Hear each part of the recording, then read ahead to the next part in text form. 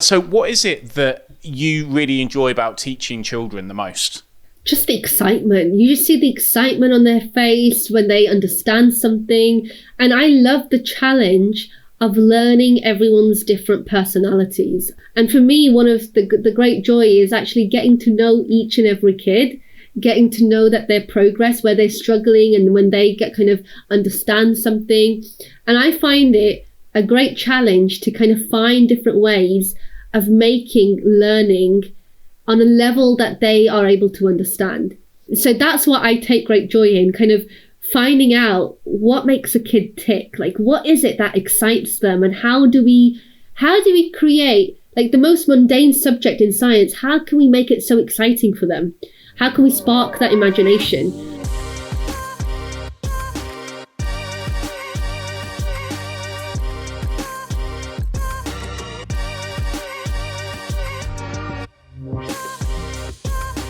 Hello and welcome to the 10th episode of Your Tagline here. In this episode, I talked to Sid, who set up and runs a business called Femtinos, which provides fun and interactive science workshops for kids. And recently, as a result of the COVID pandemic, she has created another business called the UK Virtual School, which teaches science to kids online. I find out what she loves about science the most, how she set up Femtinos and made it her full-time career, and also how she adapted through COVID, which brought her face-to-face workshops to a halt.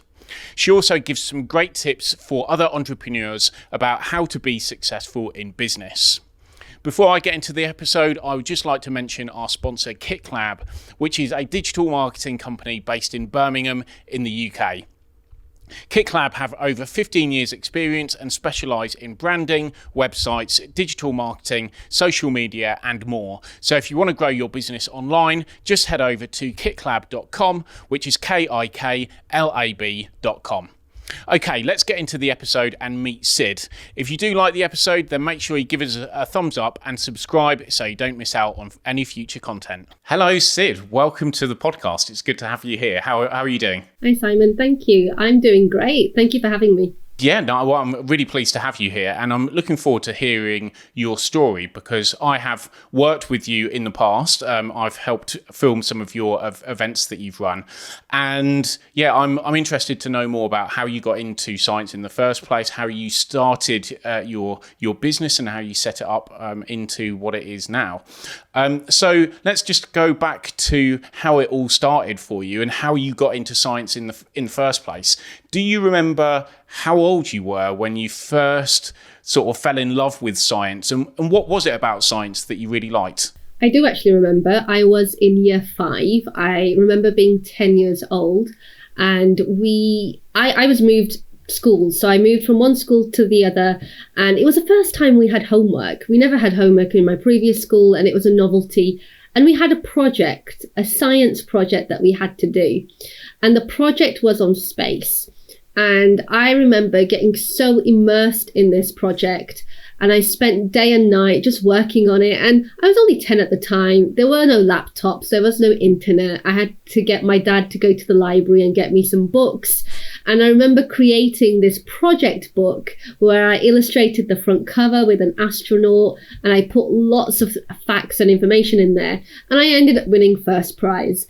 And just doing that project just made me so curious about science and the world around us. And I think that was the moment where I thought, this is something really interesting. And I think that really sparked my interest in science at that point. And then I didn't really cover space again until I did one module again at uni. But there was always that curiosity and that kind of interest that science kind of brings out in us, especially the topic of space. I think space kind of excites everyone. So that was the first time that I realized that I really enjoyed science. Yeah, I think science for children can almost be like magic, can't it? Because when you do chemical experiments and you make two things turn into something completely different and you get smoke and bubbles and all that sort of stuff, it can be really exciting. And space definitely is something that's very magical. So I can completely see how you would have been spellbound by it. Did you always know that you wanted to do something in science as a career? No, I actually wanted to be a teacher. And I remember when I was, because I was the oldest of all my siblings, and I used to get them to sit down, and we played teacher.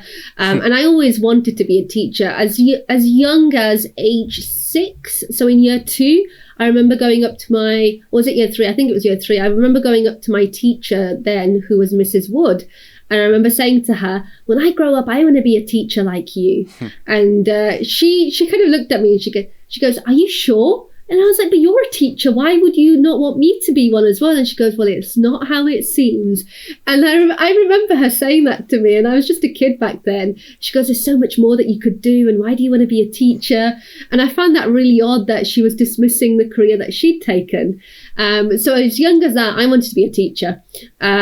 Scientist it seemed really like a dream career, not something that I could pursue because I didn't know any scientists. And I think it's really important that kids are exposed to different role models, because you only know what you're exposed to. I was exposed to teachers, so I wanted to be a teacher. And if you ask a child what they want to be, it's always about what they are familiar with. And I wasn't familiar with any scientists or researchers or astronauts or anyone working in space. I just saw them on TV or read them in books. So for me, it was always a teacher. But even through my teaching with my siblings, I used to get them to get a little bit of fairy liquid, get some water, and we used to pretend to do our little experiments. So I think I always had that science element in me. But that wasn't even when I went to uni. It was such a tough decision deciding what I wanted to do. So I didn't actually know that I wanted to go into science. And what kind of science was it that you did at uni? Was it a particular type that you specialised in? Yeah, so for A-level, I picked theoretical physics for A-level, I picked physics and maths, and I did art and textiles. So when I went to uni, it was either a case of doing creative subjects or doing analytical subjects.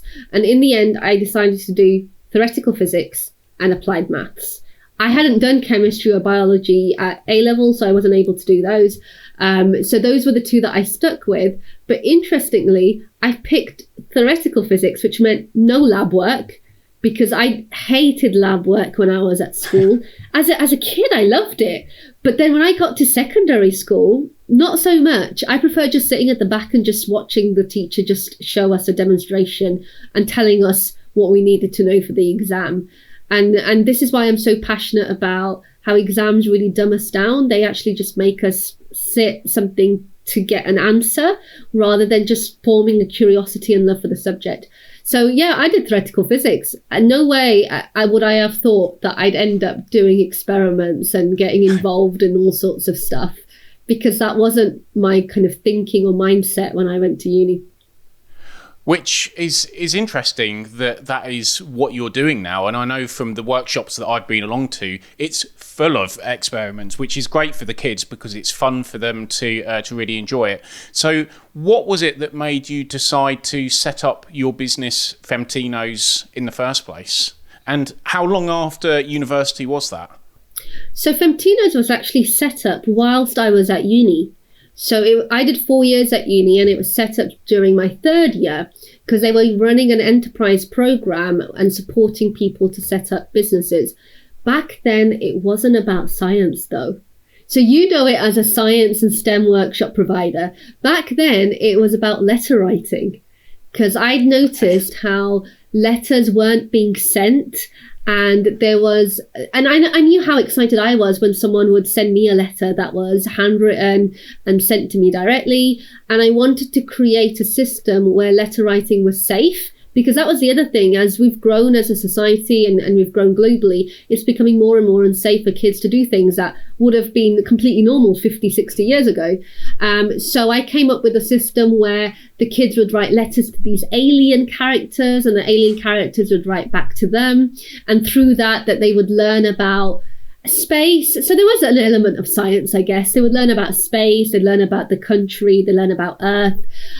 So that's how I was going to do that. And I soon realized very quickly, once I started to run that the area that I was located in, they weren't interested in letter writing. They wanted to have fun. They wanted to do crafts and art-based activities. And so I ended up running art workshops.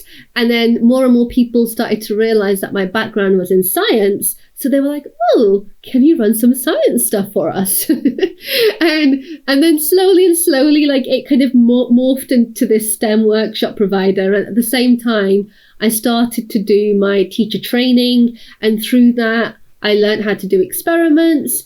And I remember talking about this on another podcast where during my teacher training year, I'd never lit a match before. Right? I was like 24 or 25. I'd never lit a match before in my life. Like every time I need to like light a candle, I would just use my gas, right? Like I didn't need to actually physically strike a match. And so I was doing this, and it sounds really silly. I'd never even boiled the kettle, to be fair. So like, yeah, I'm really weird like that. So it came to me delivering a session in front of a group of year 7 kids. And the class teacher was with me because I was still a trainee teacher. And she'd run through the experiment with me. She goes, you light a match, you light the Bunsen burner, you do this. And I was like, oh, do I tell her that I've never lit a match? Do I tell her? And I was too embarrassed to tell her. So I thought, I'll just go ahead and pretend that I know what I'm doing, right? And so all of these year 7 kids are stood around me, and I light this match for the first time. I strike it and it lights up, right? It lights up. And I get so excited. I'm like, whoa! And everyone's just looking at me going, what? Like, even the teacher is looking at me. And I was so impressed with myself that I lit it on the first strike. So there was a lot of learning for me to do as an adult where I had not done things physically because I was very academic. When you're very academic, you don't actually do any of the practical stuff. And just like basic practical stuff that you'd expect adults to do, I had to learn. So it was a big, big learning curve for me. And this is why I'm so passionate now that it's really important that kids learn how to do a lot of these things when they're younger, so they're confident when they grow older. And there's been loads of articles as well. A couple of years ago, there was an article about how surgeons, they're passing all their uni exams, but when they're qualifying, they don't have the dexterity skills to actually carry out the surgery itself. Wow. They have all the knowledge, but they don't have the physical coordination and the skills to be able to do it. And that kind of shows how we've turned into a society where it's all about online devices and social media, where we're not actually physically doing things anymore. And I think it's so important that we actually do physically do things. And that's why I'm so passionate about what we do at Femtinos, and why it turned into this whole kind of getting kids to do dissection experiments, getting them to do chemical-based experiments, getting them to light matches, all of this stuff that I learned as an adult. I'm now passionate about teaching them as a child. Which I think is great, because those practical skills are really, really needed. And like you said, so many things are delivered or taught and learned online, that practical element can be lost sometimes. And that's definitely one of the things that stands out when I have been to your workshops. Is it is very hands-on for the kids, which is great because it's fun for them, but also, like you said, it helps to teach those skills to them. So what is it that you really enjoy about teaching children the most? Just the excitement. You just see the excitement on their face when they understand something. And I love the challenge of learning everyone's different personalities. Like, I love it. When I was a classroom teacher, we didn't have the time or the capacity to kind of really know the kids. I used to teach up to 100 kids a day, sometimes 150. If Wow. you've got a class of 30 coming in and out, you've got 5 lessons in a day, and some schools have like 6 or 7 lessons in a day. You're getting hundreds of kids come through your door, and you don't even know half of their names. Even when you've been teaching them once a week for a whole year, you can't learn everyone's names. You learn the names of the kids that mess up a lot, and you learn the names of the kids that do really well and put up their hands. And everyone else kind of gets left behind. And I didn't like that. Like, I'm a people's person. I like forming those relationships. And for me, one of the great joy is actually getting to know each and every kid, getting to know that their progress, where they're struggling, and when they get kind of understand something. And I find it a great challenge to kind of find different ways of making learning on a level that they are able to understand. And as the years went by, we started to experiment with mixed age abilities, to the point that we had, and I think you saw this, where we'd had 5 and 14-year-olds in the same class, and trying to create an environment where they were all learning and taking something away. They were all going to learn different parts of the workshop. They take different things away, but it was all about a collaborative learning environment. And to get to that level takes a lot of trial and error and trying to experiment and trying to really understand what makes kids work. So that's what I take great joy in, kind of finding out what makes a kid tick. Like, what is it that excites them, and how do we create, like, the most mundane subject in science, how can we make it so exciting for them?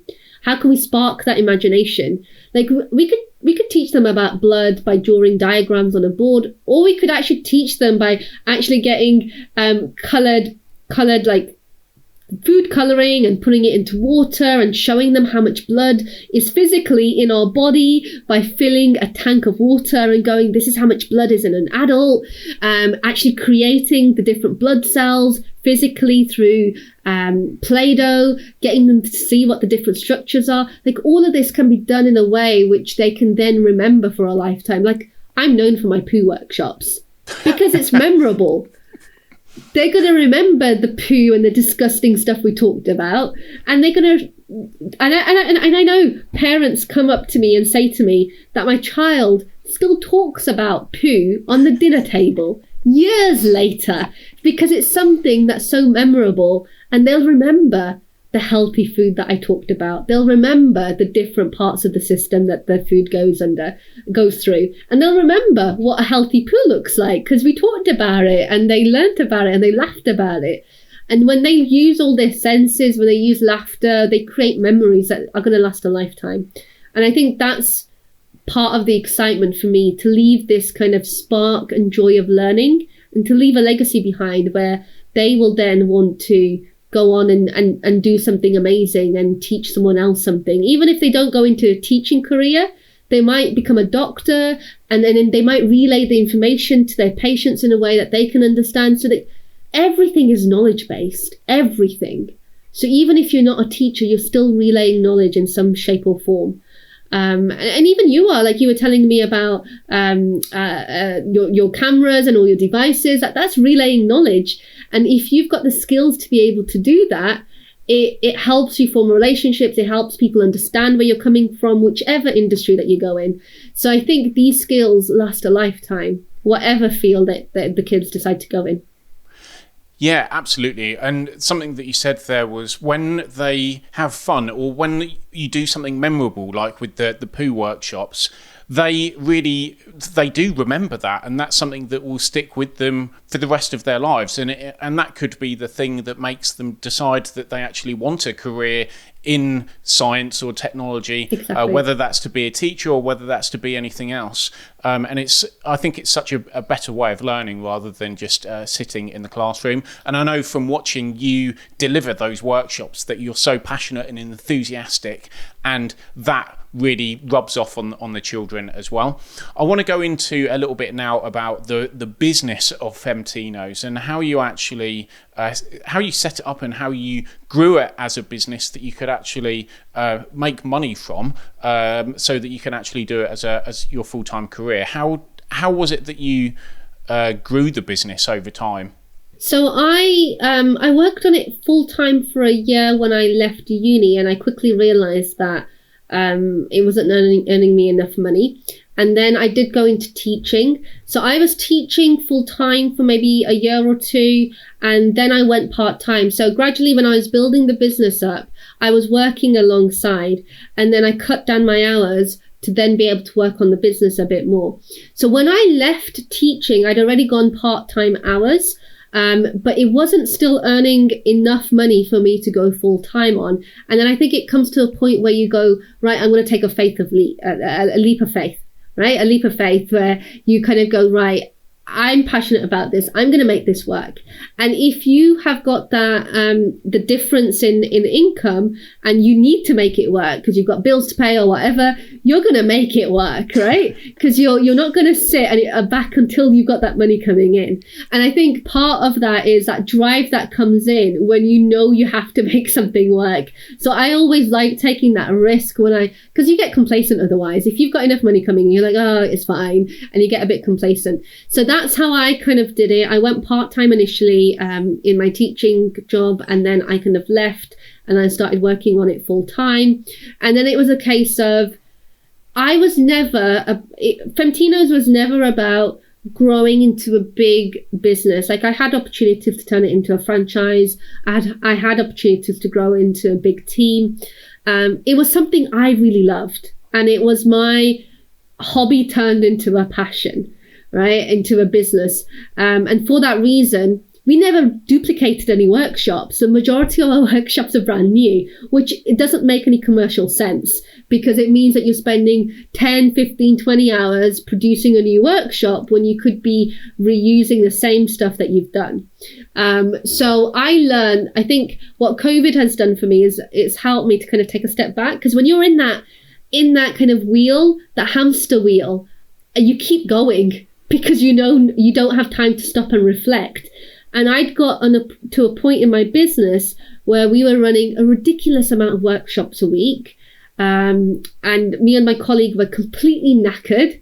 And when COVID hit, it kind of gave me a time to take a step back and kind of reflect and kind of go, right, there was a lot of things that weren't working, but we couldn't step back because we needed the income to come in. And so it's that kind of, if you don't have the foundations laid from the start, and I didn't, it's very difficult to kind of build them in after, because you then have to be earning and you're in that hamster wheel and you're also then trying to implement new things, and it's so difficult to do that. So what COVID did was it allowed me to take a step back and kind of reflect on things and kind of go, yeah, that wasn't sustainable. And it wasn't sustainable to grow it to a level that maybe would have been better, because we would have been able to employ people, and then it would have just eased that level of stress on me. Femtinos was very much focused around me, which is great if you just want a small business and you want to grow it around you. But I think there comes to a point where the growth is limited and the potential of reach is limited, especially if you want to offer it at a rate which is accessible to a lot of people. Because the only way you can grow is to keep putting up your costs. And then the people that you're trying to reach, especially when Femtinos was such a social enterprise kind of venture, the people that you want to reach, you're not able to reach them. So growth is limited if you're just basing it around one person. So this is where it kind of, COVID made me take a step back and kind of really reflect that. Yeah, so with COVID, well, before COVID, you were running physical workshops with lots of children together in a single space with you and your colleague. And when COVID happened, obviously those workshops couldn't happen anymore. So how did you adapt, and what did you do to your business to make sure that you could keep going through those difficult times? So Femtinos was all about hands-on learning, right? It was all about being away from screens. Like, that was underlined in everything that we did. If we ever used a clip, it was literally like 2 minutes of something that we couldn't physically do in the workshop. So it'd be a clip of maybe a machinery that we don't have, or it'd be a clip of a particular place, or someone talking that we couldn't get into the session, right? So we limited screen time completely, because we wanted the kids to just explore learning like their parents would have done, like really hands-on without screens. So it kind of went against the whole philosophy if we tried to replicate that online. And I did initially, because we were in the middle of a course. We were in the middle of a 10-week course when COVID was kind of causing havoc around the world. And this was before lockdown. I made the decision on the 2nd of March, 2020, this was 3 weeks before lockdown, I think, that we weren't going to have any more physical workshops. And at that point, the COVID hadn't even reached the city, right? There were no known cases, no kind of verified cases in Birmingham. And I had to make a decision. Do I want to put the safety of the kids and the families, because a lot of the kids are living in extended families, do I put that first? Or do I just continue and finish the course off? And that last workshop I had on the 2nd of March, we were doing on fossil fuels. And the kids were learning about coal and mining, and they were dressed up as coal miners, and they were digging up stones. I gave them these concrete slabs, and they had to dig up these little stones that were hidden inside of them. And one of the 6-year-old kids was licking a stone. He was licking a stone. And you tell him off, and then 2 seconds later, he's licking it again, right? And then I kind of realized that I can't stop the virus from spreading between them. Like, no matter what we do, kids are kids. We can't stop it. So I made the decision there and then that we were going to stop all physical workshops, and the remainder of the course was going to be delivered online, and I was going to physically deliver boxes to their homes where all the equipment was going to be in there so they could still do the hands-on learning. So we did that, and we completed a 10-week course. And one thing I realized by doing the final 4 weeks online was that it's not the same. It's not the same. It doesn't match the philosophy of what we were trying to create with Femtinos. And actually creating the boxes took me 8 days to create the boxes for like 4 sessions, right? And it didn't seem like it was something that was going to work long term. So I had to take a step back, and then we tried to do things completely online, which didn't involve physical boxes. So I started doing YouTube videos. I didn't have any of my resources with me, so it made it really difficult because my office was closed by that point because lockdown had started. So it made it really difficult. And a couple of months into it, I tried lots of different things. I tried running courses online. I tried running YouTube videos. I tried little bits and pieces. And I realized that I was going about it all wrong. That it wasn't going to work under the Femtinos brand, because that's not what the brand values were. So I took a step back and I decided to pivot, not the business, but to pivot what I could offer. And I set up an online school, right? So Femtinos, I put on pause because I realized it's not possible to continue that because the values of what we were trying to achieve we can't accomplish those. So I set up UK Virtual School, and I had the idea at the end of Ramadan in May 2020, because I'd taken the month off, I was fasting, and when you take time out of your business is when the best ideas come. And so I had an inkling of an idea because parents were messaging me. They were like, oh, can you do academic stuff? And I was like, I don't do any of the academic stuff. I find it really boring. I don't want to do it. But then there was so much kind of interest in it. And I thought, okay, I need to do something online. There's interest for academic. Maybe I could make this work. But I went in with the vision that I do not want to do this long term. Like, I do not want to do the teaching long term, because it's not something I enjoy. I don't enjoy being restricted by the curriculum. So June, we trialed out a couple of sessions with 15 families, and there was so much interest and the feedback was amazing. And in July, the company was formed and we did a launch, like official launch in September. And I completely pivoted. I went from a hands-on business to a completely online business.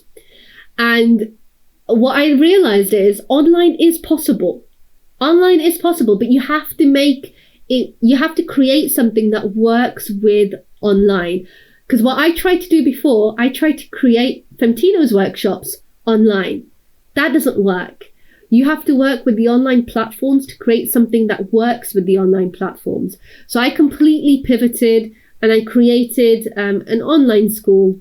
And within the first 6 months, we had 18 staff and we were running completely online. I was hiring online. We were having all conversations and meetings online. It was such a completely different world. The business just grew. We got families from all around the world because some of them were stranded in countries abroad and they couldn't get to the UK. We've got expat families. It's just been an amazing, and I had lots of experience through Femtinos working with home educated kids. So the online school's focus has been home educated kids. Now, during COVID, we were also a lifeline for homeschooling families. So parents where the schools weren't being so helpful, or there was a lot of backwards and coming in and going out. And so they decided to pull their kids out on a temporary basis, or their kids were shielding and they wanted to have live interactive sessions at home for their kids. So that's the kind of market that I've kind of solved. So I found a gap in the market where people were asking for something that wasn't being delivered to the standard or the way that they were envisaging. I created something that worked with online. So I didn't try to replicate school online. What I did was I realized from my own experience of using Zoom that you have Zoom fatigue around about week 3, right? 3 weeks into teaching online, it hits you so badly.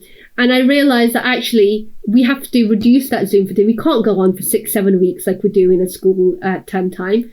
So all our sessions run for 3 weeks in a month, just 3 weeks. And then they have a break. Okay. And that break means teachers are able to take a break from Zoom. Kids are able to take a break from the screen, and it allows them to kind of rejuvenate and then come back fresh again. And that works so well. So online can work if you adapt to it. I couldn't make Femtinos work online. So I just had to kind of draw the line and go, right, I have to wait for COVID to die down to kind of bring that back again.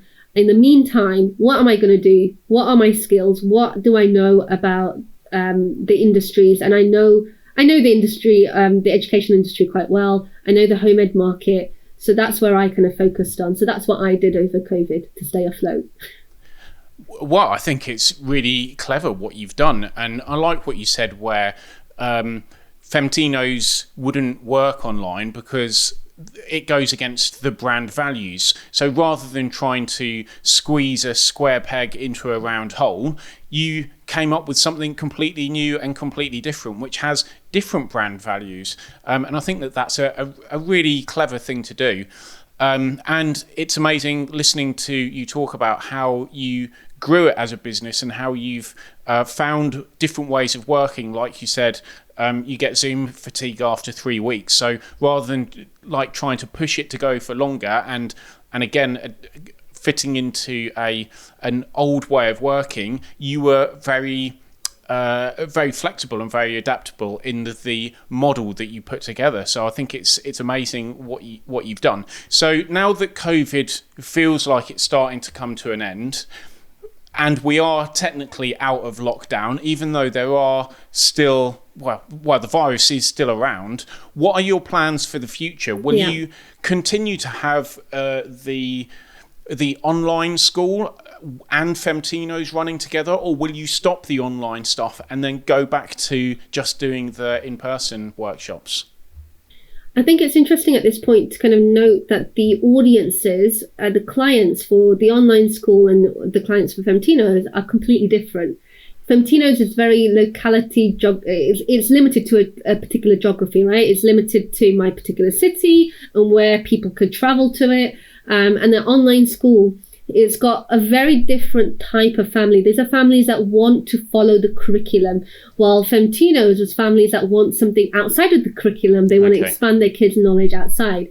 So I see both of them working alongside each other. They're just different markets, essentially, within the same industry. Something that I wanted to mention before that I didn't is through COVID, a lot of people were having to homeschool and the children weren't able to go to school. So it must have been like a really big lifeline for them to know that they can allow their children to still be educated by using your service. Yeah. And I guess that must have been really rewarding for you as well, to know that you were making a massive difference to lots of families who are finding it very difficult, to know that they have got a resource that they can go to keep on educating their children. I think there's loads of families that have approached us and said that this has been such a big lifeline for them, that it's given their family structure and routine when like the whole world had lost its routine, right? Because the families have lost routine, they're not doing their jobs, they're not going out, the kids have lost their routine. But because they were live, and this is a difference where a lot of schools were also doing online, but a lot of them were doing pre-recorded content. And there was a lot of pre-recorded content, or if they were doing it live, they had it without videos. There were very few schools that actually used videos. And what we've had a lot of families that have come to us and say, we like the fact that it's live, that the kids can talk to the teachers, it's a two-way thing, that they've been able to have consistency throughout. While some schools were going in sometimes and then they were pulling out and doing online, then they were going in, and that kind of, it makes kids feel uneasy when they don't have, kids love structure. They love consistency, they love routine. And when you pull them out of that, it completely messes up everything that they've come to know. And then their behavior kind of messes up, and it kind of leads into other areas as well. So hearing those messages, and a lot of the families call us family. They call us the UK Virtual School Family. We also call ourselves the UK Virtual School Family, and we talk about our community and our family, because it does feel like that. And it feels like we take the kids and the parents' feedback on board every month. We have a meeting with them. They can come in, they can relay their thoughts, and it becomes a family, because we've all been through this horrendous period of time.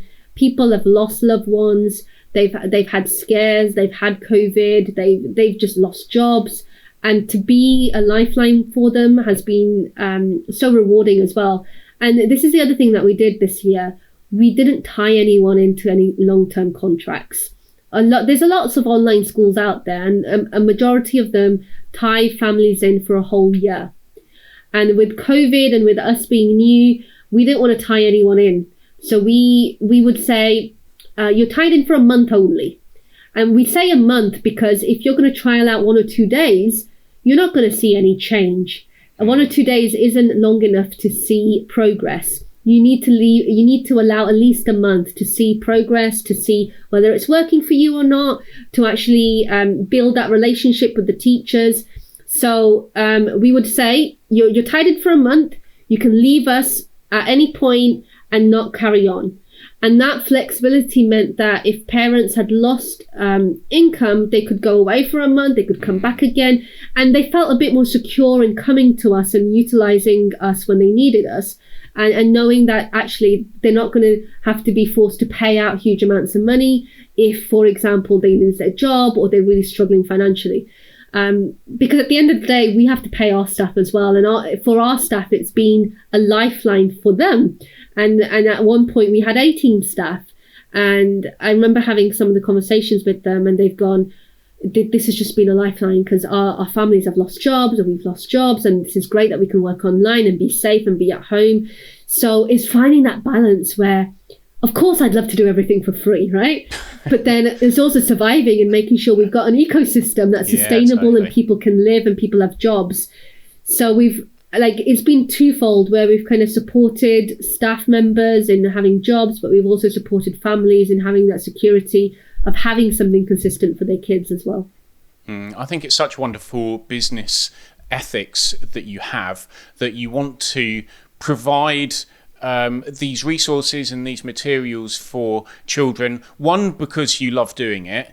Like you said, you would love to do it for free if you could, but you do need to be able to pay your own bills. And also, I like the fact that you use the word community and family like a lot of times, and that is something that is really important. And I think that comes across in the things that you do, and I think that helps the children to get so much more from it, that it's not this big organisation that's just out there to try and earn money. You're doing it because you love it and you want to build a community and you want to help people. And I think it's such a wonderful thing that you do, and it's a wonderful way that you do it as well. If there's anyone who's watching who is thinking about starting their own business in anything at all, is there any advice that you can pass on from your own experience of creating Femtinos and the UK Virtual School as well? Yeah, so I would, there's probably quite a few things that I could pass on. So one of them being, know what your values are. And I've mentioned it when I talked about the values of Femtinos, and I'm very clear, very, very clear now with the values of UK Virtual School. We have them turned into little monsters on our website. So you can physically see the values, the growth mindset, innovation, diversity and inclusion, and curiosity. Those are our 4 core values. And like, if you know what those values are, all of your decisions are going to be based on those values. So when you come to a decision, like, go back to them and go, right, which of these options in my decision are reflective of my values of my business? And your business values are going to be different from your personal values. So my personal values are honesty. Honesty is way up there. Like, if I'm going to work with someone, they need to be completely honest and transparent. But my business and what that represents, that has different values, because it's about the education, it's about the family feel to it. But how do we incorporate that fun of learning? It's innovation, it's diversity and inclusion, making sure that everyone feels included. So values is a number one thing that I would say to anyone looking to go into business. Know what your values are. Know where you're not going to, like, these are the boundaries that you're never ever going to cross. Okay, if you know that, then you can build a business around that.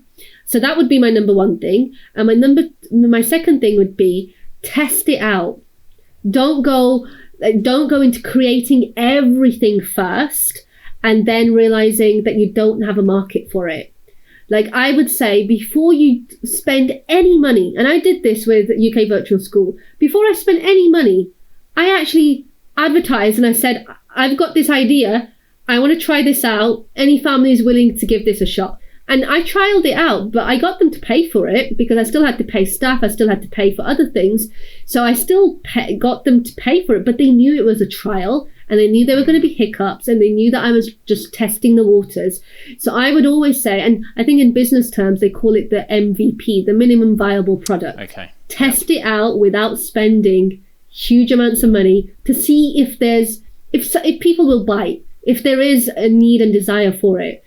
Because if you're actually genuinely solving an issue, with Femtinos, it was completely different. Okay, with Femtinos, what had happened was I wanted to create something based on what I wanted to do.